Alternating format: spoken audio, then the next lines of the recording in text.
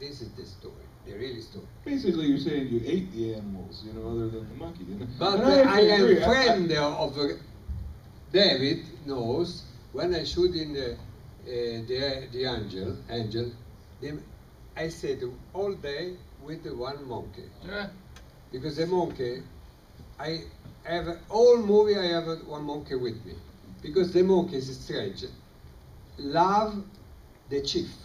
Because who scream more, this is the friend. He bite all people, but not me.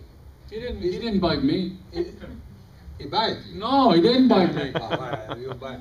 No, but me is when I should finish the movie, I must to leave the day after. The monkey said with me, is one still come from the eyes. And look at me. He knows I live. When I live to Pacific for see another location for another movie. Before I must to take the plane for Italy, I go to jungle with the owner of the monkey for visit. He said, he's going after you leave, he's going from the forest. Imagine. Let the monkey go. I love the monkey. All movies is with me.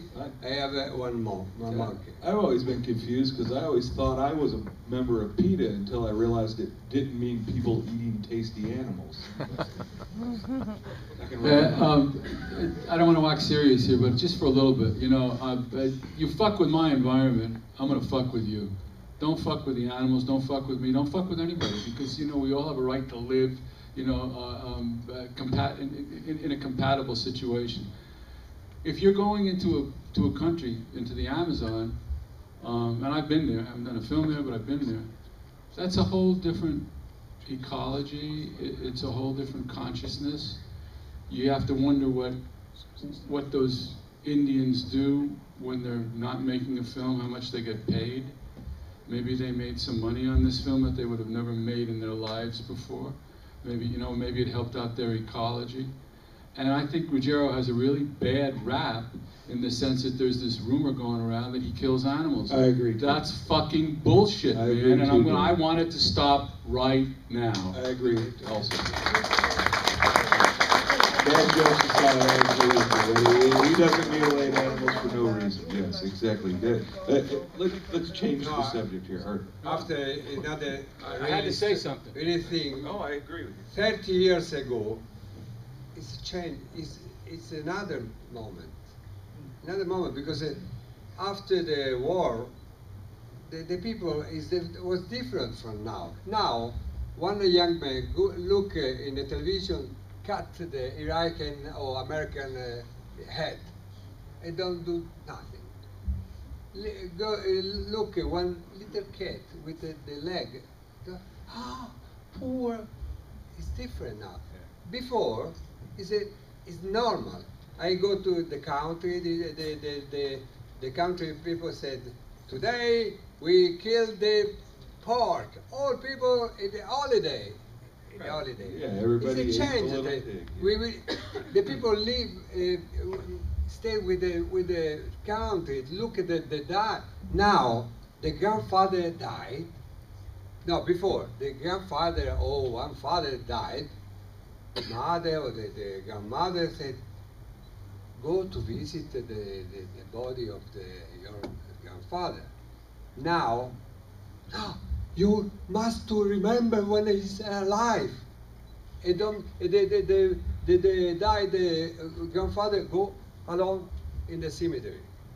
It's changed, only changed. Before the died is alive. The died and alive is the same thing. Now it's changed. I don't know. In television now you see everything, bodies cut. That before no in television. But in reality, maybe you see something.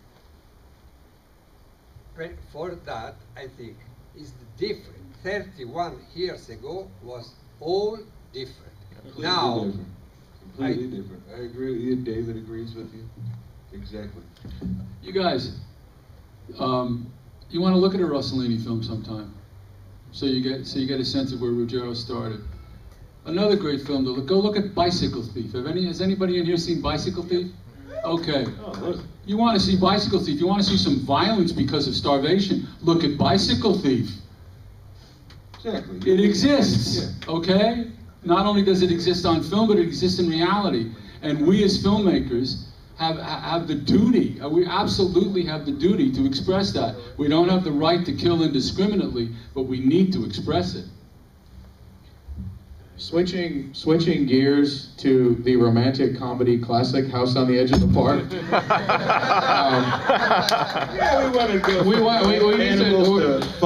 It's going to be screened momentarily here, and of all the romantic comedies made in the 70s and 80s, this is my personal favorite. And I have, I'm wondering what background you in your own head and/or formally gave your character. There's a few obvious facts about your character. He wears a dog tag, so we can assume possibly that he's a vet.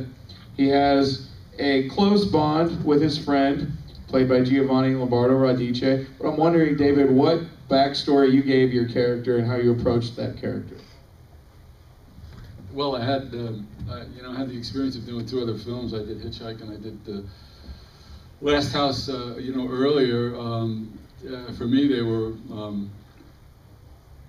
all studies in psychosis, and I'm one bad psychotic, so I had no problem. The backstory was there to begin with. No, seriously. If you don't believe him, ask my wife. I dumbed him down a little bit because he was dumb, because he was, he thought he was in control, and there was never any control with him. It was always being set up. But for me, most films have a touch of, especially horror films. I've always felt this, have a touch of film noir. You don't see it as a film noir, but there's always that concept of Heart of Darkness, where you're led and led and led and led until you can't go any further, and then then you expire.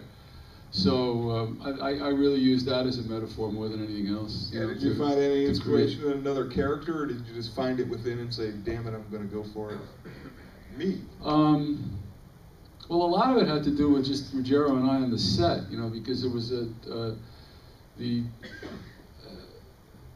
dialogue, a lot of times we just made up the dialogue, because there were a lot of different languages that were being spoken, and